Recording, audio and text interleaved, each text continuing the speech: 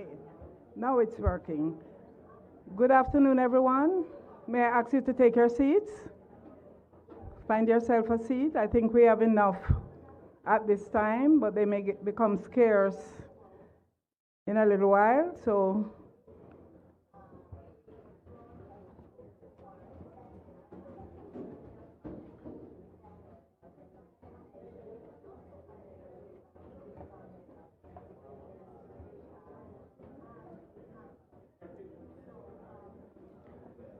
let me take this opportunity to really welcome you to this event. It's been hosted by the Champions Group on Adaptation, and we're here to listen and to learn and to have a conversation with each other.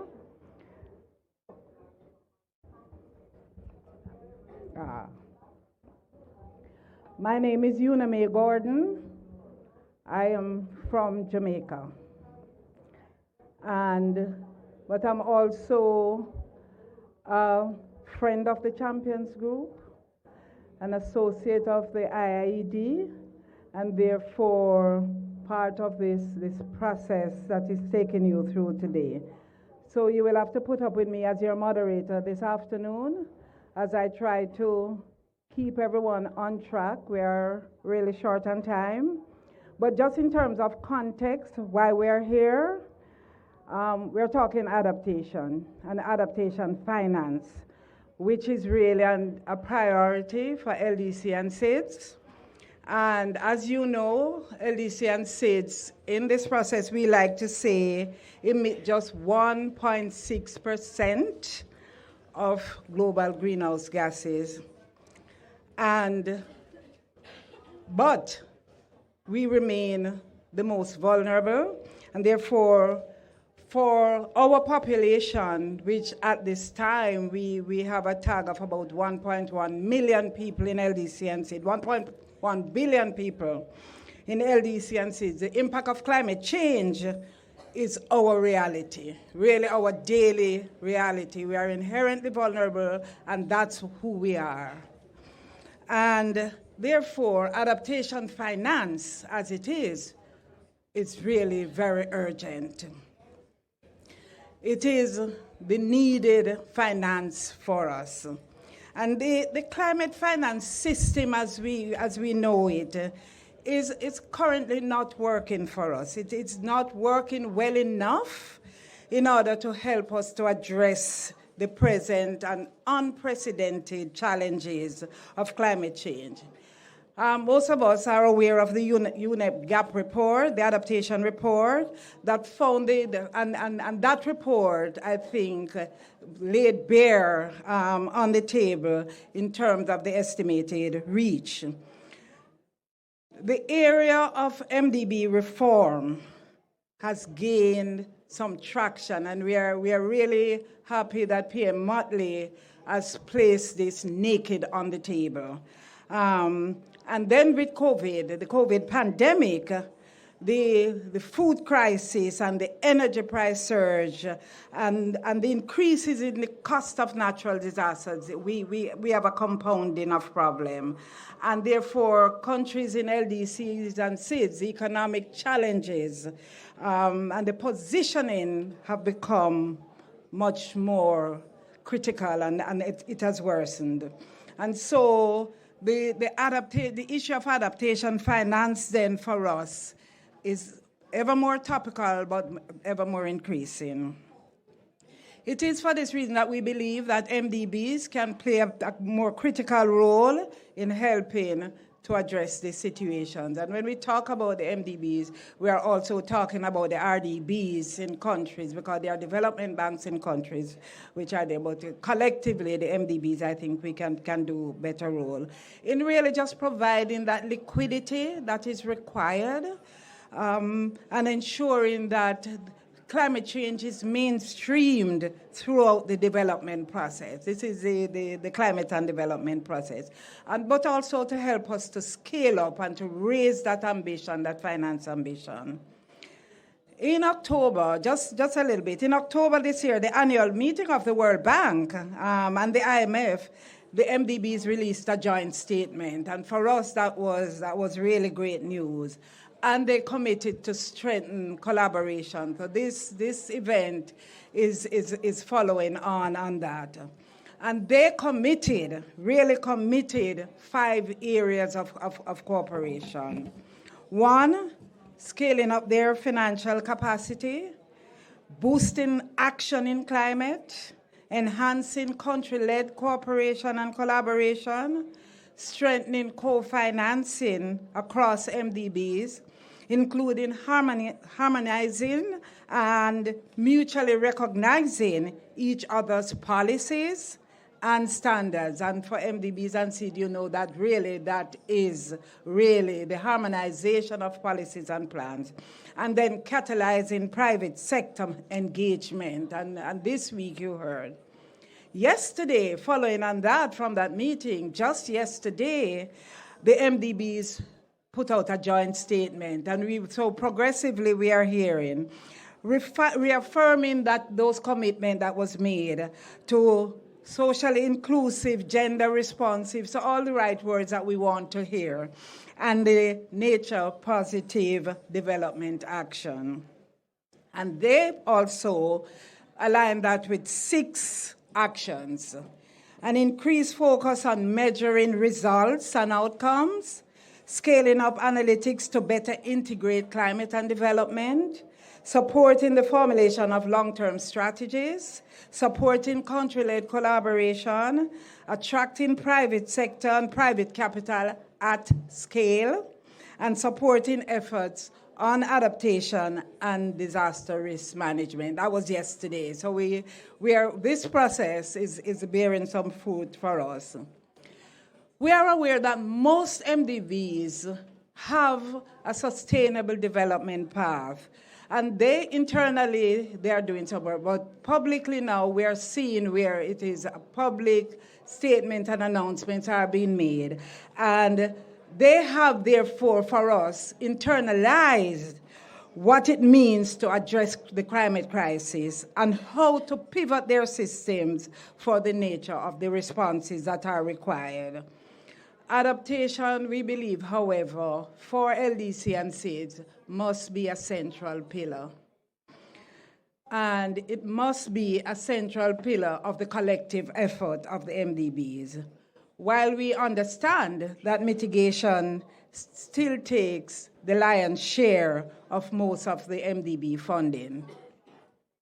In today's discussion, then, we will explore what kind of reform the MDBs can help shape and within their institutions, and the ones we need for now and today to support just our needs. And when we say our needs, we're talking about the needs and priorities of LDC and SEEDS. With that, I will hand over to my friend Jaime, and he for the opening remarks, and he will, as co-chair of the Champions Group with Ireland, present the opening remarks as host of this meeting. Welcome, Jaime.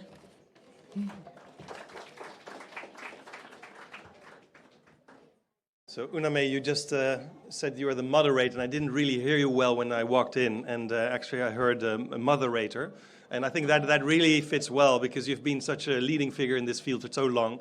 And when I was part of the Traditional Committee for Loss and Damage, which was a very, very tough process, but a welcome process for this COP, you were there as well, and some of the meetings in the background, pushing and advising and making it possible. And here's my other co-chair. Applause for Ireland, Sinead. Very good. It's typical COP, people come in and out, and actually this is a quite nice corner, so we can actually have a normal talk and we don't have to compete with the neighboring pavilions, which is quite nice. Now, the Netherlands is super vulnerable for climate. Okay, go ahead. Super vulnerable for climate. Half of our population lives under the sea level. It's a quarter to 1/3 of the land mass is under the sea level. My wife, my daughters, and myself live under the sea level, so we've been adapting for 1,000 years, and we share that knowledge globally. But it's not just about sharing knowledge, it's also about sharing the finance to make that happen. we see the SIDS and LDCs only have a fraction of climate finance they can access. And that's if the most vulnerable countries in the world can't access the funding, it's a big issue. Now, it looks like we've reached the $100 billion last year that we've promised a long time ago. But the accounting still needs to happen formally next year, so it always is 2 years late. But it seems that we're there. But all these years before, we were short of climate finance. But we were still reaching 83 billion per year, 93 billion per year. But that small element, or still big element that we're missing, seemed that we're doing zero. And my question always was, we need to focus on quantity, but also focus on quality and accessibility. Because if people can't access it $83 billion per year, then there's a big problem. And who's benefit, who's not benefit, and is the right type of finance that the LDCs and SIDS really need. So that's why the champion groups of adaptation finance is such an important group, to really put it on the agenda and keep pushing adaptation finance. Europe is leading. About 40% of climate finance is Europe. Europe is also leading because probably we have the biggest development aid budget in the world. So if you put climate finance and development closer together, then it's understandable that Europe is leading. But other big nations that have big pockets need to follow suit. And that's what we try to do. Sinead and I are pushing other nations, friends and foes, to start to contribute to climate finance for adaptation. Now let me see, quantity, quality, and accessibility. UNEP came out with a gap report, which is shocking. 215 billion up to 300 billion something of shortage for funding that is needed for people to adapt right now. And that's a massive shortage that needs to be addressed. And the money that arrives then needs to address the most needed adaptation projects that are out there. And that's the accessibility again. So we're pushing it politically. We had several ministerial events. We also had events that are relative to this, like the Climate for Development ministerials going ahead.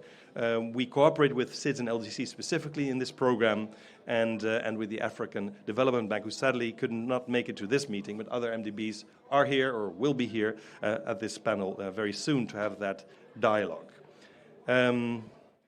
I'll leave it at that, just to get your minds and the setting going. I'm looking forward to the dialogue and push it forward. And again, Ireland and the Netherlands are incredibly is top of our agenda. We were lagging last year on adaptation finance, which is bad news. But in Europe, it actually increased. But the total picture is just bad, and so we need to be working on that. But Sinead and I and many others were so busy with the Transition Committee of Loss and Damage that now that it's been decided this COP, also talking to my friends at SIDS and LDCs, I said finally we have time to focus on other things, and that means that the next year, while the Loss and Damage Fund is being built by the board and negotiating with the World Bank and everything that's needed to do that, we have a gap of time and effort that we can really push for adaptation finance. So I see an opportunity from now on, because now loss and damage is over, to fully focus on adaptation finance. Thank you very much.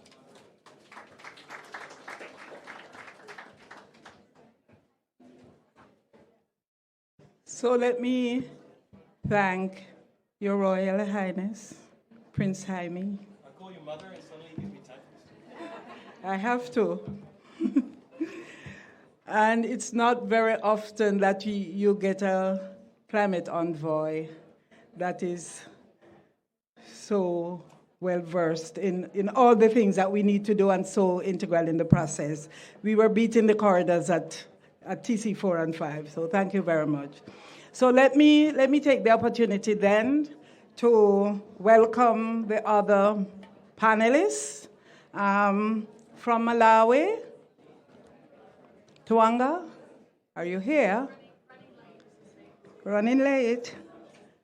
Sinead from Ireland, are you here? Yes, you're here.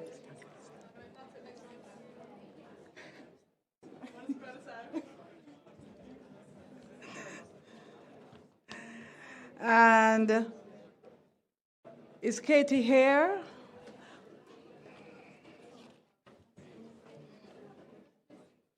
So Kate is from the UK. She's the Deputy Director Portfolio and Strategy. Aja, are you here from the ADB? You're here. Good. Yes, it's. And is Katie from RMI here? Yes.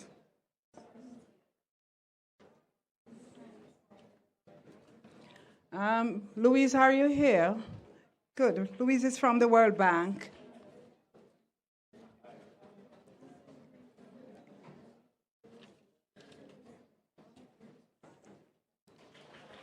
And I'm going to give very specific instructions, only one. You have 3 minutes for your intervention. 3 minutes and no more. So I was going to start with Malawi, but since she's not here, I'll start with Katie from RMI. And as I said, this is the MDB. This is the champions group here. So I'll start with you, Katie, and thanks for just running across we're all getting our steps in. Just in a way, tell us briefly about SID's experience in accessing and receiving adaptation finance in the landscape that we are in, including from MDBs and where MDB reform could help to set the tone for the conversation and to address some of the challenges that you see. Thank you. 3 minutes. Yeah, sure. So thank you. The Marshall Islands has been very focused on adaptation finance because we just completed our National Adaptation Plan, which we're launching tomorrow, and I'd like to invite you all to the Moana Pavilion at 2 p.m. to witness that. And we've also gotten figures that apparently it's up to $9 billion just to adapt 2 of our main urban centers, and that's not even covering all of our islands in the Marshall Islands. So this is a very close and dear issue to us, which is why we've been making sure to champion adaptation financing. So the latest figures on the provision of the climate finance adaptation have been definitely disheartening, to say the least. We've seen a reduction in finance for adaptation, and the needs are much more than previously known. There's more loans and grants for adaptation and more calls for big projects. For small, vulnerable, and capacity-constrained countries like mine, our throats are sore from talking about this and seeing very little action. I think that there's always a lot of focus on mitigation and not nearly enough on adaptation, though not to say that we don't need mitigation, we need both. But the impacts that we're seeing in the Marshall Islands right now, you need adaptation to happen right now because the climate crisis is hitting us right away. It's not something in the future. So we have to start preparing for our islands right now, especially when we're looking at large-scale adaptation. We welcome the efforts and discussion to reform the international financial system, and we're looking forward to these discussions delivering some resources without the long and difficult process we currently experience, which has been really a big issue for many of us in SIDS. We need the MDBs to focus on programmatic, nationally driven approaches. We need the cost to get projects and programs to be much less. And we can't spend the money we are getting just trying to navigate the process, which is a lot, so much funding goes towards consultations and consultants and just to do the proposals. The time to disperse resources is far too long, so we spend more time working through the system than actually getting the urgent work done. And what the urgent work we're looking at is, elevating our land, internal relocation, extending our land into the lagoon. Those are massive projects that we would have to undertake. So we need to get to the implementation first. Our pathway for our National Adaptation Plan is survival. It's meant to enable us to remain on our lands. So some of the questions we get are sometimes, well, if this costs more, then maybe you should just leave. Actually, no. Our culture is very tied to the land, and we should be able to adapt and have the financing that we need to stay in our islands, and that's a very key purpose for us. We know that we'll need to work with many partners to leverage this, but want to make this workable for us too. So we need the MDBs to figure out how to work with our national institutions and arrangements, especially in our region. We're championing a self-determined approach to adaptation, and we've set up a resilience and adaptation trust fund in the Marshall Islands as a way to kind of enable donors to support us directly with our needs. This is how we're aiming to innovate and focus on locally led, nationally driven approaches, and we look forward to MDBs and other partners working with us. We welcome the efforts made by MDBs and urge that focused dialogue and consultations with small, vulnerable nations, perhaps on a regional basis, should be prioritized so we can work together to action solutions. For many of us in the Pacific, it's a lot easier to work within the region. It's a bit more comfy, and especially when folks understand the context with which we're working in. So I think that's all my intervention. Thank you. I hope I stayed within 3 minutes. Thanks. Thank you so much, Kathy. I would want to think that if I told you from last week that you were going to speak, how much richer it would have gotten. Thank you very much. And Yamakani, welcome. You've been a part of this process, so we're happy to see you replacing Tuwanga on the panel. Welcome. And since we had the representative from SIDS, I'm going to go straight to you as a rep from the LDC group. And I'm going to ask you very briefly, tell us about the LDC experience in accessing and receiving the same question, Adaptation Finance COP28. And included in that is the MDBs, where MDB reform. You're talking to the MDBs and they are here to help to address some of these challenges. And also, if you can highlight to us the joint statements that were made by the MDBs as well, if you can comment on the statements. Yeah, thank you very much. I'm happy to be here, and sorry that I've joined a bit late. The press is too big, and I was in another meeting. But thank you very much, and I'm happy to share the stage here with my colleagues who are also my partners in several programs in adaptation financing. Yeah, so this is a very important meeting. I think it falls well with the conversation which we have been having under the Climate and Development Ministerial and also here under the Champions of Adaptation Finance. So we need thank you very much for inviting Malawi to be also have a talk on this. So quickly on the challenges for the LDCs in accessing the finance. First of all, we have to highlight that adaptation is a key priority for the LDCs. We all really understand how much the LDCs are suffering from climate change, and really it's evidence everywhere. So having this platform to discuss how best can we support the LDCs and SIDS specifically on this top priority area is very important, considering that we need to work together with the MDBs to figure out how best can support be provided. Indeed, some of the key challenges have been the nature of the projects now. Most of them, they are short-term, and also the predictability of the resources is not there. So being short-term, it speaks a big problem to the LDCs, especially in planning. Adaptation is something which you cannot realize the benefits within a short period of time. So being short-term it's really a big problem for us as LDCs. The second one is on the consistency in terms of the availability of the finance and the provision to the LDCs is not there. And indeed, it becomes also so inadequate and expensive to implement in that nature, where you are looking at the short-term processes, and then once you go on the ground, you implement at the end, the benefits are not sustained. So there are also large gaps in jointly developing what works in practice to deliver the long-term climate resilience development.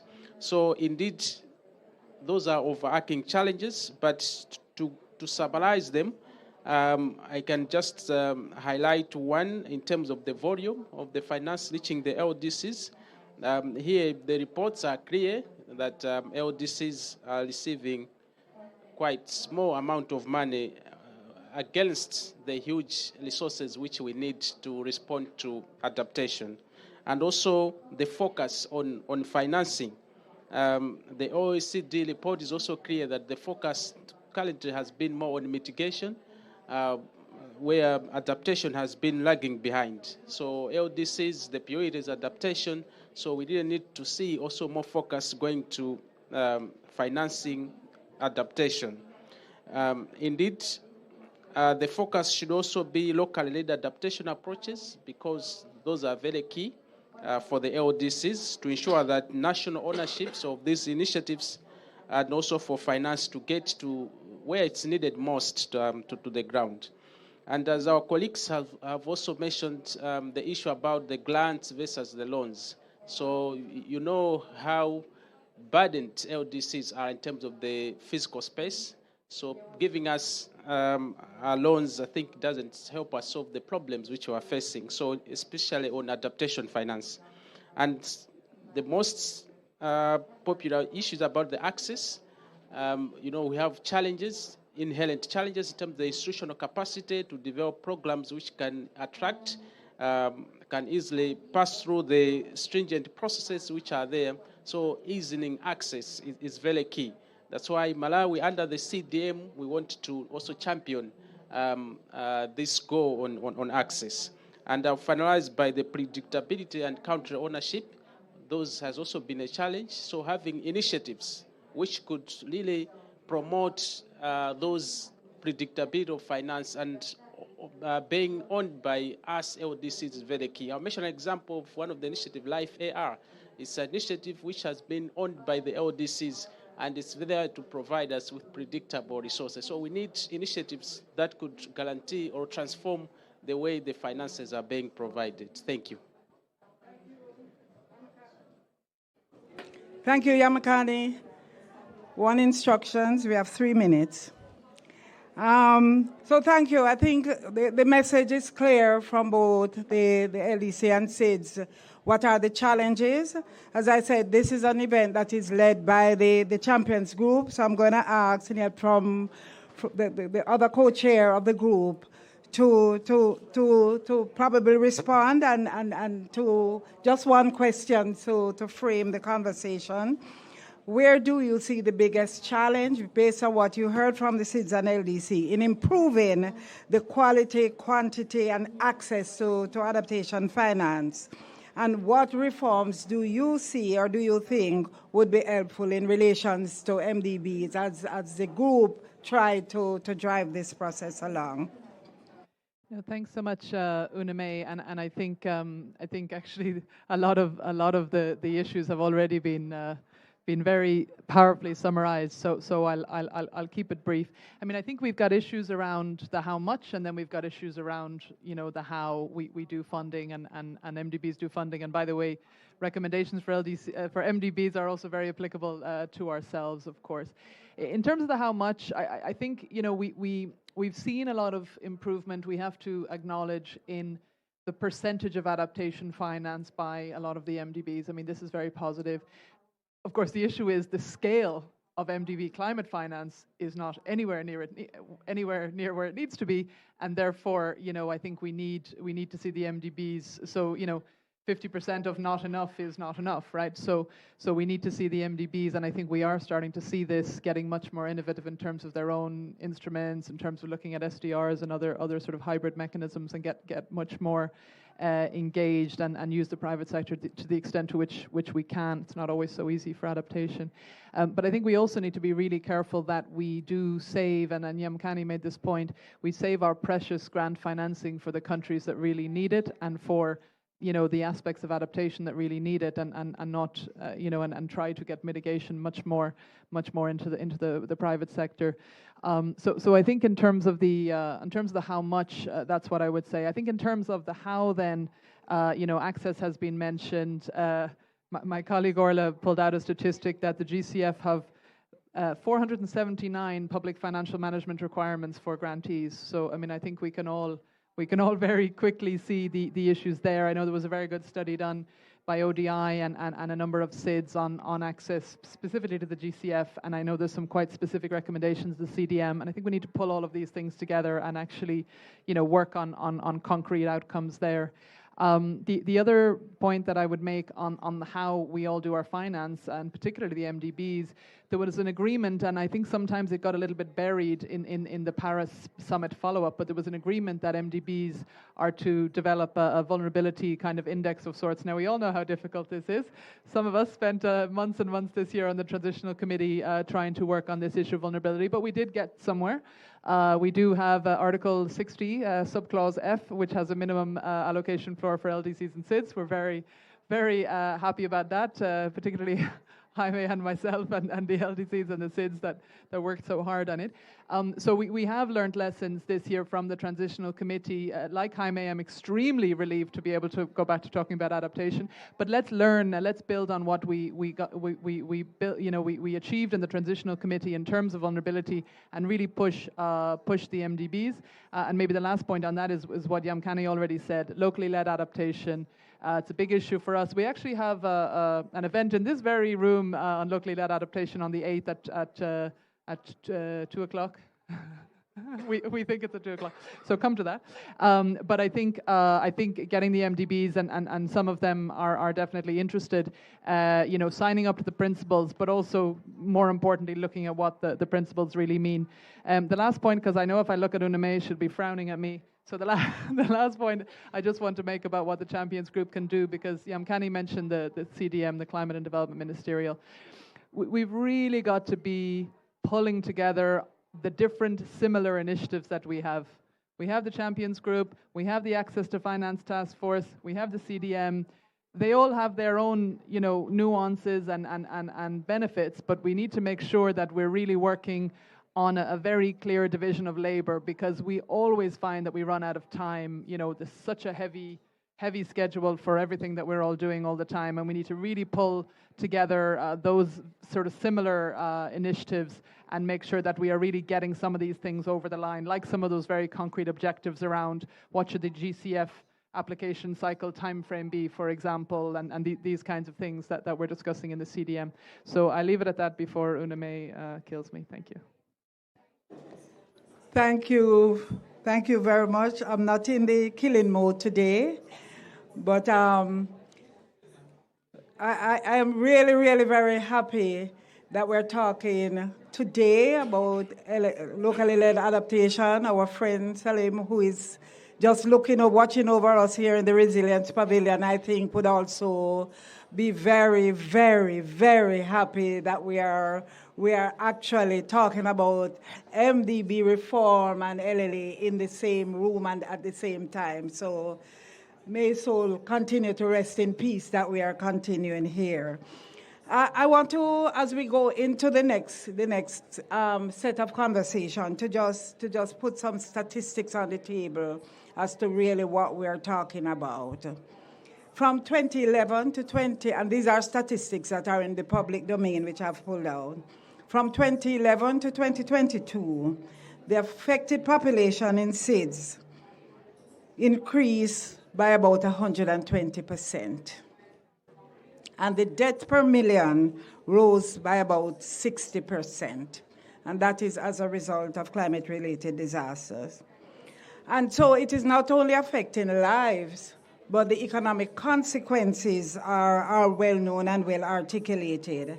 And therefore, this debt burden and this debt spiral that the issue and this actual stranglehold that SIDS and LDC find themselves in from year to year is really what we need, that hurdle that we need to get over.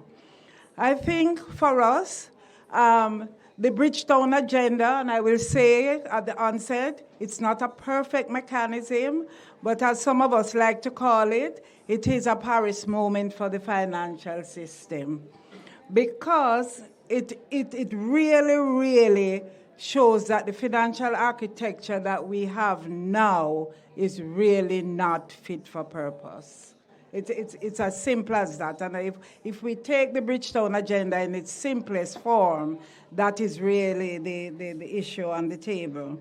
And so for the financial system to be effective against today's global challenges, including this cyclical nature that I like to call it of climate change and this warp that we find ourselves in, updating these institutions is vital, really, in its simplest form.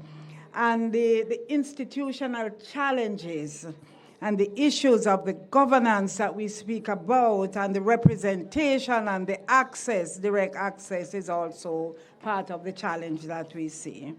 So as we look at these international level reforms and as we try to marry it with the locally led adaptation, is talking about access and delivery to the affected population, I'm going to turn myself to the UK. Kate, who has been part of this process, and Kate is the Deputy Director, Portfolio and Strategy within the UK government, the International Climate and Finance Net Zero, but also part of the CNDM process in this reform process since we started the CNDM, and just looking at what the Champions Group could do. And I'm going to ask you a specific question. You hosted the Climate and Development Ministerial this year with Malawi and Vanuatu as co-chair, and the UAE and the UK in October, and it was a really, really very, very high energy and successful event. What came out of that process that is relevant for reforms of the MDBs and the adaptation finance landscape? And what are the UK priorities as we go forward in this area? You notice I'm leaving the MDBs to answer last. Kate, you have the floor. Thanks, Una. Is that... Oh, maybe the other one needs turned off? Is that... Yeah, cool. Okay. Hello, everyone. It's so nice to be here, and thank you very much, Una, and to all the other panelists. So we were really, really pleased to co-chair the CNDM this year, and I think it felt really positive, not just in terms of thinking about the kind of scale that we need to get to, but also the actions that we need to take. And so kind of in particular for the UK, part of the sort of CNDM process follow-up is that real focus on access, and that's the kind of sub-area that the UK is going to take forward. And today we're really pleased to announce that the task force on access is launching an access hub, which is going to be part of the NDC partnership. So hopefully that's a kind of real practical way to take that forward, and we're really keen to work with the MDBs as part of that too. I guess just kind of more broadly and more generally, the scale issue is huge. My former job a few years ago, for the Paris Agreement, I was the finance negotiator for the UK, and I had such deep anxiety about the levels of adaptation finance at that point, because they were just nowhere near good enough, and especially in comparison to mitigation, so low. That's come on a bit, but it's not come on enough. And we're really keen in the UK that we can push on scale. We push the doubling pledge in Glasgow. We know we need to go further, and that means more effort from donors, and it means working with the MDBs as well to scale adaptation finance. So some of the kind of forward-looking projections that have come out from the MDBs, including the World Bank, have been really fantastic to see, and we're really keen that all of the MDBs look at their forward-looking projections and kind of show how much more finance could be going to adaptation to really think about how we get to that scale, and that in the context of the CAF reforms and stretching balance sheets and all of the good stuff that we talk about in other settings too. And then I think just quickly as well on quality. So it's really positive to hear about the experiences through programs like Life AR and delivering finance to kind of locally led priorities that have been developed in country. And we know that you get more finance flowing when there's more of a project pipeline, and that project pipeline can be developed locally and is in line with national plans is obviously the most effective way to do it. But we're in the UK, we're also really keen to look at the kind of types of instrument as well. So we don't just want to kind of bluntly deliver the same type of instrument to adaptation financing. We want to have more of a kind of understanding of the local context and what's the most effective way to finance action. And that's an area that we're going to be working on further too. But I think the CNDM was a really, really positive process. And like you say, we don't want a proliferation of processes like these, but I think it did show some kind of concrete outcomes and some forward momentum. And we're really keen to work with all of you guys and the MDBs as well to take that forward too. Thank you so much, Kate. And I think it's really good that we're having this event, following a previous event that we just ran away from. Just to let you know that in June last year, we commissioned an evidence review. So we just had the presentation from that of good practices in adaptation finance, and we are going to publish in early 2024, the results of that.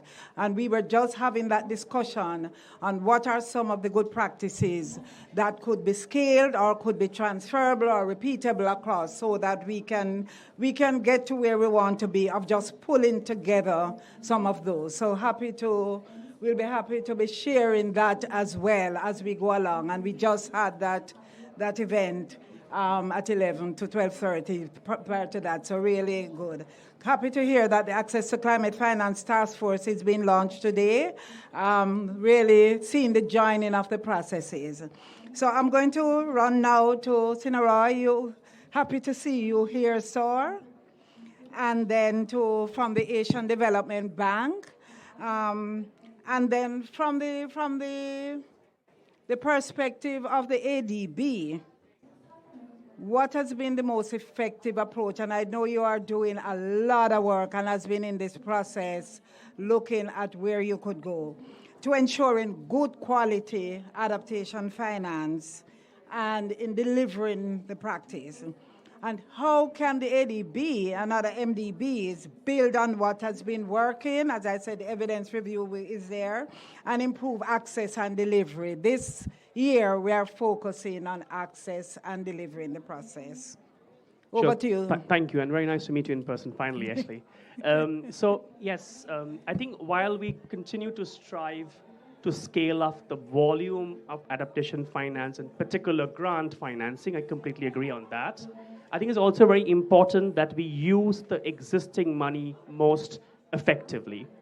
And for doing that, I think the three key reforms are needed. These are very much work in progress, but I think directions are being taken towards the right direction, whatever. So first is, I think it's critical that the focus of any financing becomes climate outcomes, climate and development outcomes. This is because every single project we finance, that project has a potential of either steering growth in the right directions or locking in risks.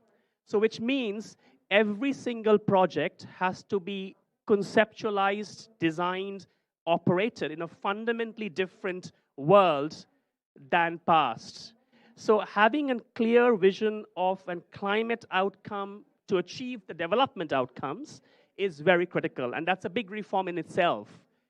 Second is, I think it's important that we recognize adaptation is a process, and a process cannot be necessarily achieved always through projects, which means we have to shift from a project-based approach to finance adaptation to a much more programmatic approach. I know it's a very favorite word among all meetings nowadays, programmatic approach.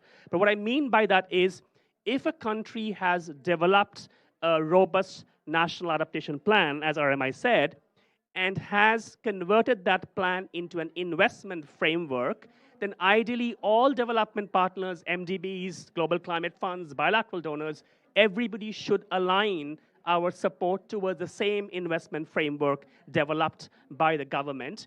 This will allow us to ensure different projects that we are supporting, they add up to a common outcome set by the country themselves. So for me, the second shift is this programmatic approach, recognizing adaptation as a process. And the third is to deliver this through a government or country-led systems, ideally a system which allows to work from national to local level, which means either a social protection system, a decentralization system, it could be a vocational training system, a different bunch of systems are there. So for me, these three key fundamental shifts are required around outcomes, around recognizing process, and the third being delivering through country systems. I think it's 3 minutes, yeah. Thank you. You can see why he's one of those effective bankers and doing all the things that we want. We are really very happy. And on Monday as well, we are also having our CNDM, where we have really articulated a vision for adaptation finance and some concrete actions. And so we are, as a group, we are really very pleased that we are hearing the stories that we have articulated, that we are hearing really, really very right, that some of it. The programmatic approach, as a development practitioner, this issue of the adaptation being local and a process becomes really, really important. And that's why it is called the adaptation planning process. If you look at it, people talk about adaptation plans. It is an adaptation planning process. And every time you articulate it, it's the adaptation planning process and how we fit into that so that we get this. So thank you again, Aja. And I'm going to go back now to Your Royal Highness, Prince Jaime. I have to, sir. As the co-chair of the group, and based on that discussion that you're hearing between the Champions Group and the discussion that we have had, I know we convened the Champions Group in June, and as I said, we commissioned that evidence review.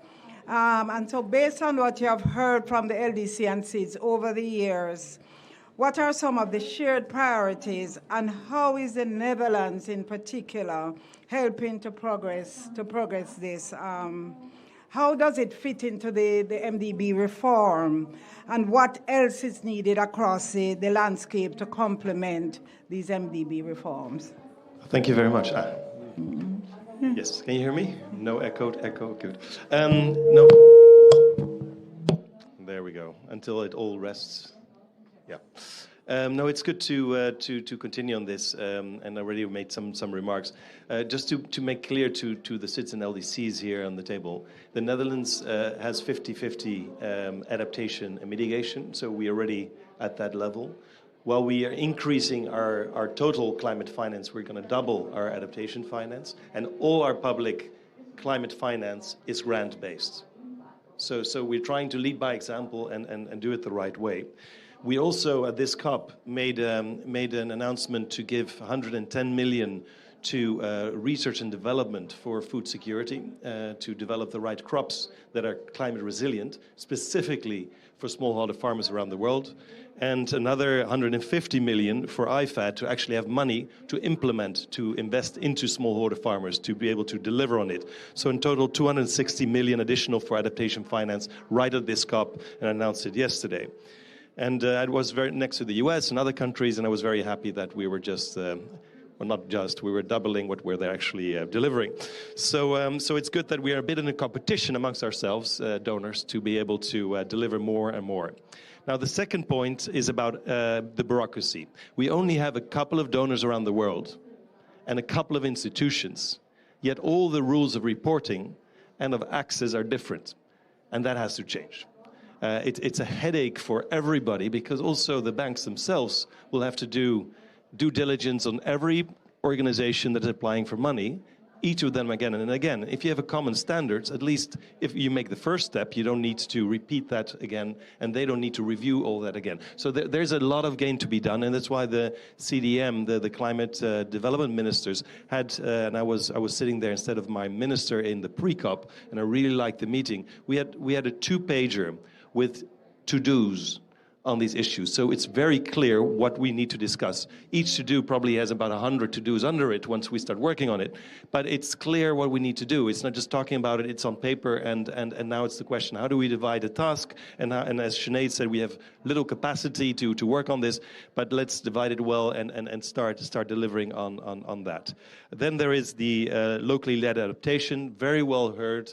It's central in our policy, and I see many other contributors are looking at the same way. But there as well, you've got the issue of accessibility, similar to small island states. If you're a local governance or local group, do you have the capacity to actually write the project proposal? You need capacity support to be able to know how to access and do the paperwork to access it. And lastly, we have to acknowledge that the business case for adaptation is there sometimes, but it's very difficult. So it's very difficult to really attract the private sector. And we talk to MDBs, and MDBs are banks. They need bankable projects. So that's a bit of a challenge. I would love to hear more about them, how to deal with it. But while the business case is sometimes difficult, the economic benefits are massive. So it really is worth to look at it. And that's why I liked your comment of the Bridgeton Initiative. Avinash of Barbados developed this, and he said, we only have limited amount of ODA funding. If we start financing the wrong things, then you know, it's even worse. So let's really make 3 buckets. Where can we make money, but then the cost of finance is more expensive, say, to do something in Kenya than in the Netherlands. So can we use ODA funding to reduce the cost of finance and then attract private sector finance to these projects? Think of solar projects or whatever. The second bucket is where you can't make money, but you can avoid costs, massive costs, and that's mostly adaptation projects. And then you can attract debt, but many of these countries are super indebted, so there need to be concessional loans or even grants. And then you've got the third bucket where you cannot make money or avert costs, and that needs to be fully grant-based. And then I would add to it, you need an allocation criteria to focus that money to those who have least access to that money, that need the finance most. And Sinead and I have been fighting in the Transition Commission on Loss and Damage to get that allocation criteria in the text. And there was a massive competition within the developing countries group, whose face is the SIDS and LDCs, whose voice are the competitors for that money of the middle income and higher income countries from the development side. And then we were asked in the corridors to make that point, and they themselves felt muted in their own constituency to make that point. So it was perverse, I would say. But a lot of competition for scarce amount of money, and just keep that in mind. And that's why we need clear allocation criteria in every fund we set up to make sure that the most vulnerable have access to those funds. Thank you very much. Thank you, sir. I'm going to, Louise, let me apologize for the tardiness of calling you, but you're here. The Loss and Damage Fund will be hosted within the World Bank, if you all know. So I'm going to ask you, Louise, as the Director of Social Sustainability and Inclusion, and this we hear, COP of Inclusion, what are good practices in the delivery of adaptation finance, including in the areas that we have heard from the LDC and SID, access, approval times, harmonized reporting, and how can the MDB reform around these be facilitated? How do we scale up? Okay, well, thank you. It's a real honor to be here. Thank you, Una. And it's a great to be part of this panel and to be in this discussion. I want to say that I'm very proud to say that the World Bank lending on climate is 50-50 adaptation and mitigation, which is very unlike what we're seeing globally, where the last number I heard was 10% for adaptation and 90% for mitigation. We lent $38 billion last year for climate finance, and it was 50-50. Within our team that I work on, I lead social sustainability and inclusion, which does locally led climate adaptation. We have a portfolio of 1.5 billion. 3.7 billion total, of which 1.5 billion in Africa. And this is In addition, we also have adaptation lending in agriculture and water and social protection, where we do adaptive social protection grants. So we're just one part. But we, in particular, focus on locally led climate action. And I want to say it's not only because adaptation is so critical. It's also because adaptation at the community level is also about development. And it's also about creating sustainable relationships and rebuilding the social contract between communities, which are often weak social fabric, facing enormous economic and exclusion strains, connecting them to local governments when it's done right. So the question, she disappeared, but the question, there she is, the question that was asked to me, so what are you doing about this? And I hope some of you came to our panel yesterday where we showcased a variety of different instruments, but let me briefly, in my 3 minutes, summarize some of the exciting ones here. The first one for us, where we see a lot of potential, is where we take it, and I think there's no surprise that Argo and I see things very similar, the programmatic approach, where we work with government systems, government budgets, government programs, moving away from projects, because that's not going to help us scale up at the speed we have to go if we do individual projects. So our flagship in that example is a Kenya project, where the money flows through decentralized fiscal systems, goes to the community, goes to the local government, and the local communities, in a participatory way, develop their own resilience plan that is then presented to the local government and funded. This is operating in every county in Kenya right now. So this is allowing us to go to scale. The other thing that's interesting, it's what we call a program for results instrument at the World Bank. So it goes through the budget line, which facilitates co-financing. So the project's 150 million, financed by IDA, but the rest is, there's another 20 million from Sweden, another 20 million from Denmark, and we recently got about another 25 million from the government of Germany. And so it's very easy to expand and deepen the program with additional funds. But we also use very much what you were talking about, different models for different countries. Yesterday we heard from Indonesia, which has also a long tradition of community-led development, where they've been able to adapt their community-led programs to the pandemic, to recovery from disasters, and now increasingly focused on climate action. So it's an instrument that's also very adaptable. I see you looking at me for time. Okay, let me be very quick. So we also, I just want to make a brief few mention of a couple other innovations. Very briefly, it's also the carbon markets, where we're working with indigenous communities to help them access carbon credits that they can use at the local level.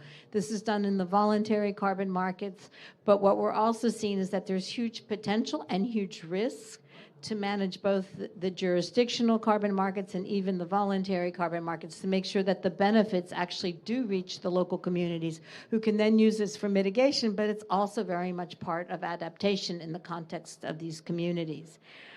I also wanted to mention that we are also seeing the need, when I present this to my management, they ask for more evidence about how this can work. How is the return? How does it affect social cohesion that you talk about? How does it build trust? How does it build resilience at the community level? So we launched yesterday a knowledge and learning platform on locally led climate action to help us build the evidence base, share experiences across country, and within the World Bank, scale up what we're doing on this. And then finally, 2 quick words, standards and sustainable finance. We're trying to work at a global level, not only in the ones that we have in the World Bank, but to engage with the International Sustainability Standards Board and other actors to set standards for the S in ESG, which is not quite exactly related, but is very much linked to what we're talking about, a common set of standards that can then be applied across private and public sector. And finally, social bonds, which are opportunities to bring in the private sector to do exactly, where we're just starting to brainstorm, to do exactly what you were saying, where the bank provides a guarantee on the principal, but the coupon, the interest, depends on results achieved on the ground. So that's a great instrument to explore to bring in the private sector. Done. Thank you, Louise. I was very generous on time today. But if you meet me in another room, I will not be. So I'm warning you. But thank you all. We hope that we would have been able to take one. We have to wrap because the room, yeah. That adaptation event is on the 8th at 4:30 in this pavilion. Okay. I said the wrong time. Okay. Thank you. So I was saying that we happy that the FLOCA made it into the evidence review, so you would be very happy to hear that as a good practice. But I was hoping that we would have been able to take a few questions from the audience, but we probably can continue the conversation on the outside with the panelists.